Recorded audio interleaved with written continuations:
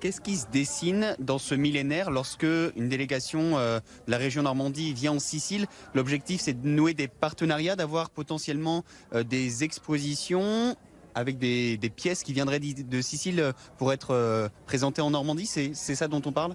Alors ce déplacement, c'est un peu le point de départ pour prendre tous les contacts et puis commencer ce travail qui va nous occuper au cours des prochaines semaines, des prochains mois. On a vu les différents responsables des fondations, des structurelles, mais aussi bien sûr les élus, le président de l'Assemblée de la région Sicile, le ministre de la Culture, des maires. Et à partir de là, on va essayer de tirer tous les fils possibles à la fois autour de l'éducation, autour de la jeunesse, peut-être avoir des prêts d'œuvres qui sont ici, qui pourraient venir en Normandie. Et puis également, l'objectif, c'est de faire vivre la Normandie ici, en Sicile. Donc nous allons maintenant poursuivre ce travail, faire un certain nombre de réunions. Le président Hervé Morin a invité les élus et les maires de Sicile à venir aussi au printemps en Normandie. On a aussi des idées autour de la commémoration du débarquement, parce qu'il y a eu aussi le débarquement en Sicile. C'était en 1943. Ils ont célébré le 80e anniversaire au mois de juillet dernier. Et donc là aussi, il y a des liens, il y a des échanges à avoir autour de ce devoir également de mémoire. Justement, François-Xavier Préolo, vous étiez avec Hervé Morin dans cet échange, cette réunion avec les maires siciliens. Comment est-ce que vous avez ressenti leur accueil sur cette proposition de nouer un partenariat entre Sicile et Normandie pour le millénaire?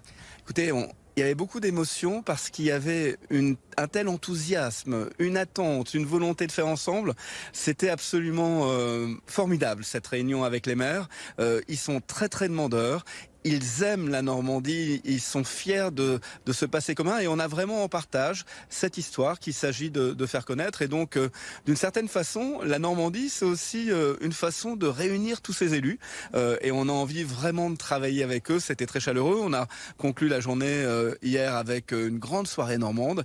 C'était là aussi un beau moment pour échanger. Et donc, en effet, c'est vraiment un point de départ. C'est pas uniquement 2027, c'est de tisser ce réseau de tous les territoires qui ont en partage cette histoire commune. Oui, il y a eu une monarchie normande ici en Sicile, c'était Roger II.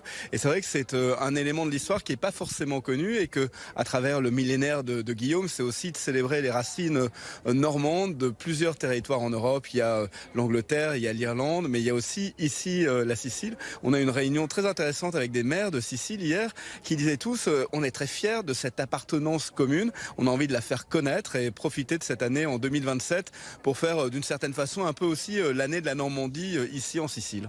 Pour parler un peu de la délégation qui vous accompagne, Catherine Morin-Desailly, il y a à la fois vous, élus du conseil régional, et des universitaires.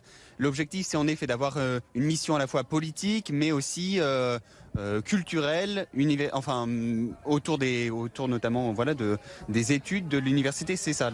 Voilà, nous sommes également accompagnés du directeur du musée de Normandie, nos services culturels et patrimoniaux, parce qu'il y a une évidence pour célébrer cette histoire, pour valoriser cette épopée absolument exceptionnelle. Bien entendu, on parlera de patrimoine, on parlera de culture, pas dans une vision nostalgique des choses, comme le souhaite le président de la région Normandie, Hervé Morin, mais au contraire pour se projeter aussi dans l'avenir et susciter des actes de création, engager nos artistes de part et d'autre de la Méditerranée à s'impliquer ensemble et formuler des propositions pour que ce patrimoine riche, vivant, puisse aussi vibrer de propositions nouvelles. Bien entendu, il y a une dimension éducative aussi extrêmement forte. Nous souhaitons que tout ça profite aux jeunes parce que ce sont les jeunes qui construiront l'Europe demain.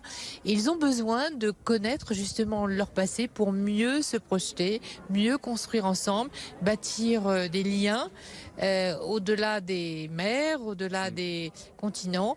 Et ça nous semble essentiel de profiter du millénaire pour célébrer tout cela.